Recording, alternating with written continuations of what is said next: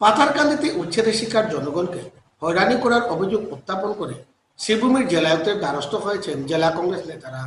এ নিয়ে একটি স্মারকপত্র তুলে দেওয়া হয়। কংগ্রেস নেতারা অভিযোগ করেন সংশ্লিষ্টদের নাম ভোটার তালিকা থেকে কর্তন করা হচ্ছে, যদিও তাদের কোনো নোটিশ দেওয়া হয়নি। জেলায়ুক্তকে বিষয়টি খতিয়ে দেখার আর্জি জানানো হয়।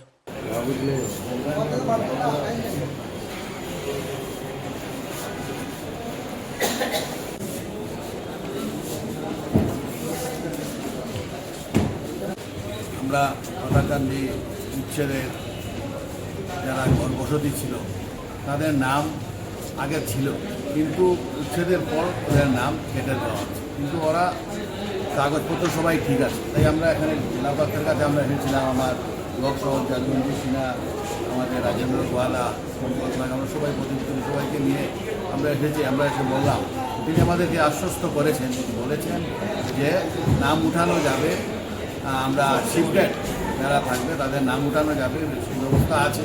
আমরা 8 নম্বর এবং 6 নম্বর আমরা অনলাইন বা অফলাইনে আমরা দিতে পারি, নাম উঠে যাবে, তার কোনো ব্যাপার নয়। তবে আমরা যেটা বলেছি আমার কর্মকর্তা, যে আমরা যে উচ্ছেদের প্রতিবাদে আমরা একটা আইনি ইয়েতে আমরা যাব। আমরা যারা কংগ্রেস অনেকে কোর্টের সমগ্র আসামে এভাবে অনৈতিকভাবে এটা বিজেপি মানে একটা জনগোষ্ঠীর উপর এভাবে আক্রমণ করা হচ্ছে, এভাবে উচ্ছেদ করা হচ্ছে। আমরা এর প্রতিবাদ জানাই এবং আমরা আইনের দিক দিয়ে আমরা যাব।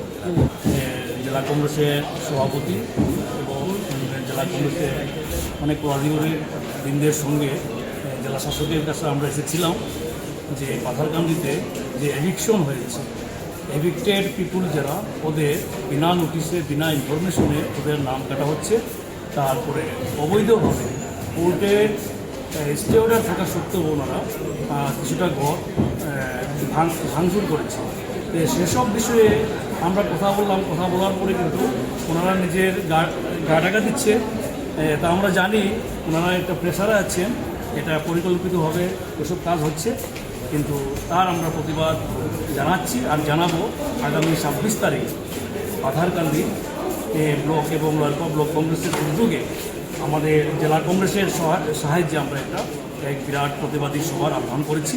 সেই প্রতিবাদী সভায় আপনার এই মিডিয়ার মাধ্যমে আমরা সবাইকে অনুরোধ করি যাতে আমাদের সেই প্রতিবাদী সভা কার্যকরী হয়।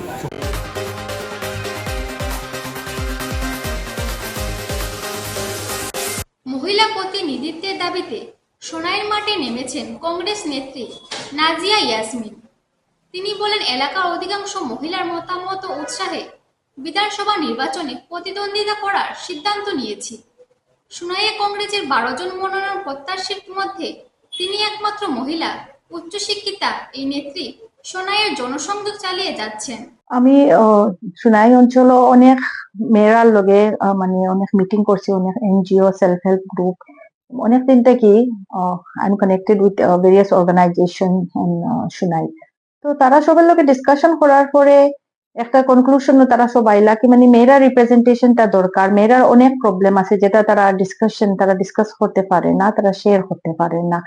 ফাইন্যান্সিয়াল ইন্ডিপেন্ডেন্স হোক, জলের সমস্যা, অন্য জিনিসের সমস্যাতে আমার তারাই উৎসাহ দিলা আমরা কি অ্যাপ্লাই করার লাগে। এখানে 11 ক্যান্ডিডেট আছেন সোনাই থেকে এক্সপিরিয়েন্স কংগ্রেস থেকে, আমি অনলি ওমেন এক্সপিরিয়েন্স। আমি মানে সাহস করিয়া এবার সোনাই থেকে অ্যাপ্লাই করছি এই আশায় কি দলে এবার বিবেচনা করব মুসলিম মহিলার লইয়া। থেকে আমি কংগ্রেস পার্টির লগে জড়িত আছি। প্রথমে আমি স্টেট জেনারেল সেক্রেটারি আসলাম মহিলা কংগ্রেসের, তারপরে এখন আমি বর্তমানে district general secretary.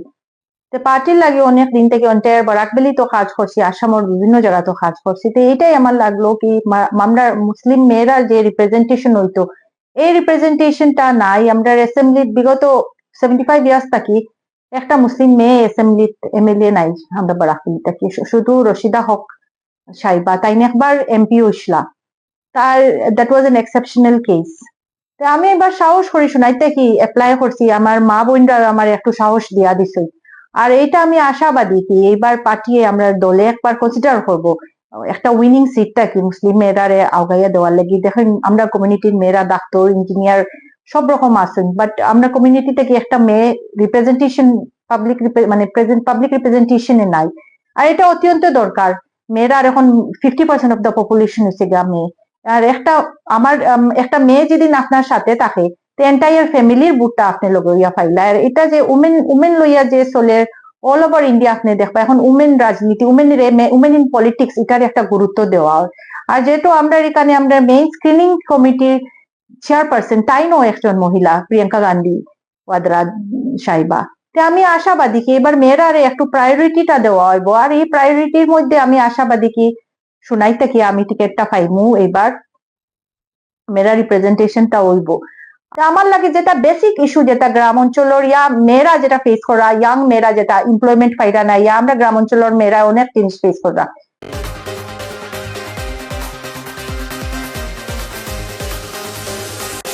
MK reporter আজ এ পর্যন্তই। আগামী দিন আপনাদের সঙ্গে আবার দেখা হবে একই সময় একই চ্যানেলে। নমস্কার। নমস্কার।